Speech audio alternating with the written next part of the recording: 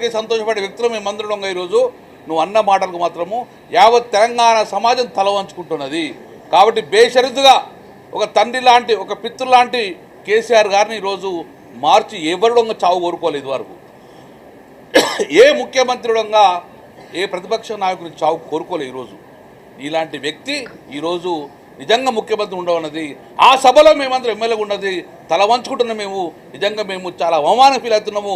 నువ్వు ముఖ్యమంత్రి ఉన్న సభలో మేమందరం ఎమ్మెల్యేలుగా ఉన్నందుకు నిజంగా మేము అవకారంగా భావిస్తున్నాము. ఇలాంటి ముఖ్యమంత్రి ముందట మేము ఎమ్మెల్యేగా ఉన్నామని చెప్పేసి చాలా బాధపడుతున్నాం. కాబట్టి బేషరతుకు ఇప్పటికైనా కేసీఆర్ గారికి, కేసీఆర్ కుటుంబానికి, యావత్ తెలంగాణ సమాజానికి నువ్వు క్షమాపణ చెప్పాల్సిన బాధ్యత మీద, లేకుంటే తెలంగాణ సమాజం నిన్ను ఇప్పటికీ చిత్కరించుకుంటుందని చెప్పి మేము హెచ్చరిస్తున్నాం. ఈరోజు నిన్న ముఖ్యమంత్రి గారు చేసిన వ్యాఖ్యలు, మాజీ ముఖ్యమంత్రి మీద కేసీఆర్ గారు చేసిన వ్యాఖ్యల్ని ముక్త కంఠంతో తీవ్రంగా ఖండిస్తున్నాము. ఇప్పుడే మిత్రులు చెప్పినట్టు నిజంగా శాసనసభలో మేము మా ముఖ్యమంత్రి గారు ఉన్న శాసనసభలో మేము శాసనసభ్యులుగా ఉండడము అవమానకరంగా భావిస్తున్నాం. ఎందుకంటే ఈ శాసనసభలో ముఖ్యమంత్రి గారు వాడిన భాష, గత ఒక సంవత్సరం 14 నెలలుగా వాడిన భాషని అనేక సందర్భాలను ఉటంకిస్తూ మీ ముందర పెట్టదలుచుకున్నాను. చీల్చి చెండాడుతూ అంటాడు, పేగులు మెడలు వేసుకుంటూ అంటాడు, పండబెట్టి తొక్కుతూ అంటాడు, వంగబెట్టి గుద్దుతూ అంటాడు, లాగుల తొండలు ఇడిచిపెడతా అంటాడు. ఈరోజు మరి మాజీ ముఖ్యమంత్రి గారిని మొన్నటి వరకు వీల్ చైర్కి పరిమితం చేసిన, మరి నేడు స్ట్రెచర్ మీద పడుకోబెడతా, దాని తర్వాత మార్చురీకి పంపిస్తా అని చెప్పి నీచమైన పదజాలం వాడిన ఈ ముఖ్యమంత్రి గారి భాషని తీవ్రంగా ఖండించుకుంటూ, మరి తెలంగాణ రాష్ట్ర ప్రజలు ఎన్నో సందర్భాల్లో అనేక పోరాటాలు చేసిండ్రు. ఏ పోరాటాల్లో కూడా ఆ పోరాటానికి నాయకత్వం వహించిన నాయకులు ఇటువంటి నీచమైన భాష వాడలేదు. కానీ మన ముఖ్యమంత్రి గారికి అధికారం ఇచ్చి తెలంగాణ పరిపాలించమని చెప్పేసి ప్రజలు అధికారం అవకాశం ఇస్తే కేవలం అధికారం అవకాశాన్ని పక్కకు పెట్టి ఈరోజు కేసీఆర్ గారి కుటుంబాన్ని, మరి కేటీఆర్ గారిని ఏ విధంగా సతాయించాలి, ఏ విధంగా తిట్టాలి, ఏ విధంగా జైలుకు పంపాలన్న కేవలం ఏకైక ఆలోచనతోటి ప్రజా పరిపాలన పక్కకు పెట్టి, ప్రజల సంక్షేమం పక్కకు పెట్టి, ఇచ్చిన వాగ్దానాలు పక్కకు పెట్టి కేవలం వ్యక్తిగత దూషణలకే పరిమితమైన ముఖ్యమంత్రి గారు నిజంగా నీచమైన మీ యొక్క గుణాన్ని ఈరోజు బహిర్గతం చేసుకుని రాష్ట్ర ప్రజలందరూ కూడా గమనిస్తున్నారు. ఇటువంటి పదజాలాన్ని అందరం కూడా తీవ్రంగా ఖండిస్తున్నాం. మరొకసారి ఇటువంటి పదజాలం వాడితే నేను గట్టిగా బుద్ధి చెప్తామని కూడా ఈ సందర్భంగా మనవి చేసుకుంటున్నాం.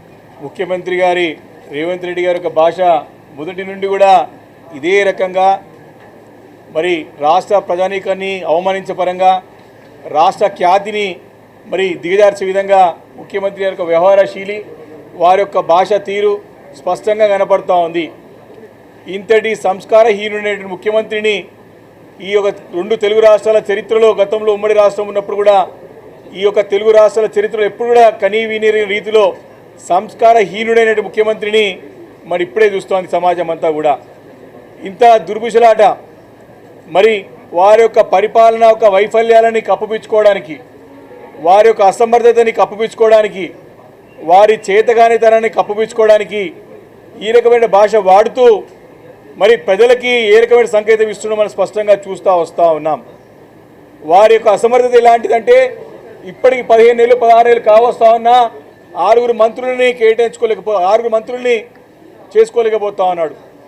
వారు ఇంకా ఓపెన్ బాహాటంగా ఏమంటారు, నన్ను పని చేయనిట్లేదు అంటారు. ఎవరైనా ముఖ్యమంత్రి చరిత్రలో ముఖ్యమంత్రి ఎవరైనా పని చేయనిట్లేదని చెప్తారా ఎవరన్నా? అంటే వారికి అసమర్థత, చాతగానితనం మనకు రాదు, ఈ పరిపాలన చేయలేడు అని చెప్పి ఆయన మాటలే చెప్పకనే చెప్తా ఉన్నాడు. వారు ఎంత ఘోరమైనటువంటి మాటలంటే, ఇటు చావును కోరుకుంటూ ఉంటాడు, అటు దేవుళ్ళ మీద ఒకటి తింటూ ఉంటాడు. కాని భాష కాదు, రాని భాష కాదు. ఈరోజు చాలా స్పష్టంగా కనబడుతూ ఉంది వారి యొక్క భావ దారిద్ర్యం, వారి యొక్క భాష దారిద్ర్యం స్పష్టంగా 15 నెలల నుంచి కనపడుతూ ఉంది. ఇప్పుడు వారి యొక్క మానసిక ఏ రకంగా ఉందో మానసిక స్థితి అని చెప్పేసి మనం అర్థం చేసుకోవచ్చు. వారి మెంటల్ ఇంబ్యాలెన్స్ కూడా స్పష్టంగా అర్థమవుతూ ఉన్నది, వారి ఫ్రస్ట్రేషన్ అర్థమవుతూ ఉన్నది. ఢిల్లీలో అధిష్టానం ఈయన పట్టించుకుంటలేదని చెప్పి స్పష్టంగా అర్థమవుతూ ఉన్నది. వారి సొంత పార్టీలే తిరగబడుతూ ఉన్నారు ఆయన మీద. కాబట్టి ఇవన్నీ కూడా మరి తట్టుకోలేక ఆ అక్కసు మొత్తం కూడా మా పార్టీ అధినేత పైన, మా పార్టీ పైన విషం కక్కుతా ఉన్న సంగతి మనం చూస్తూ ఉన్నాం, గమనిస్తూ ఉన్నాం. దీన్ని సర్వ సమాజం అంతా కూడా, తెలంగాణ సమాజం అంతా కూడా ముక్త కంఠంతో ఖండిస్తూ ఉన్నది.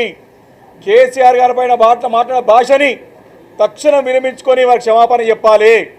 తప్పకుండా, లేకపోతే రాబోయే రోజుల్లో మాత్రం తప్పకుండా ప్రజల యొక్క ఆగ్రహ జ్వాలలకి గురికాక తప్పదు.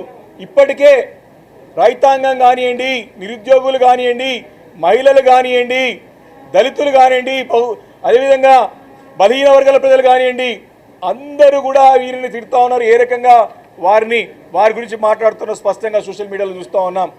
మరి వారు ఎవరైనా మీడియా మిత్రులు మాట్లాడితే మరి నిన్న ఇద్దరి పైన కేసు పెట్టి చెంచల్ కూడా జైలు పంపించాడు. మరి ముఖ్యమంత్రి మాట్లాడితే వారిని ఎవరు శిక్షించాలని చెప్పేసి ప్రశ్నిస్తూ ఉన్నాం. వారు కూడా అదే భాష మాట్లాడితే ఎవరు ప్రశ్నించాలో చూస్తూ ఉన్నాం. కాబట్టి వారు మనుషులే కాదు, ముఖ్యమంత్రిని మా అధినేత కేసీఆర్ గారినే కాదు, వారి కుటుంబానే కాదు, సాక్షాత్తు గత అసెంబ్లీలో కూడా దేవుని పేరు కూడా అపహేళన చేసే విధంగా కాళేశ్వరం అంత పవిత్రమైన పేరుని ప్రాజెక్టు పెట్టుకుంటే ఆ భగవంతుని కూడా, ఆ పరమాత్మని కూడా అపహేళన చేసే విధంగా ఏదో ఒక తాగుబోతైనా మాట్లాడి అర్థం చేసుకోవచ్చు.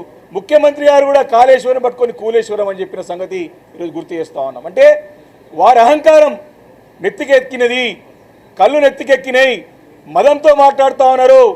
తప్పకుండా చూస్తూ ఉన్నాం. దేవుని పైన ప్రమాణం తినడే కాకుండా దేవుని పేరు కూడా వాడి మరి కాళేశ్వరం అనే ఒక పవిత్రమైనటువంటి అందరూ కూడా పూజించుకునేటువంటి పరమాత్మని యొక్క పేరుని కూడా కూలేశ్వరం కానీ ఆ రోజు ఇదే సభలో ముఖ్యమంత్రి గారు మాట్లాడిన సంగతిని గుర్తు చేస్తానంటే వారి అధికార మదంతో మాట్లాడుతూ ఉన్నారు. తప్పకుండా రాబోయే రోజుల్లో గురిపడడం తప్పదు. వారింకా నిజంగా కూడా నీ సిగ్గుగా గవర్నర్ గారితో ఏం మాట్లాడిపిస్తున్నారు? గవర్నర్ గారితో ఈయన యంగ్ అండ్ డైనామిక్ ముఖ్యమంత్రి అంట, యంగ్ అండ్ డైనమిజం అంట.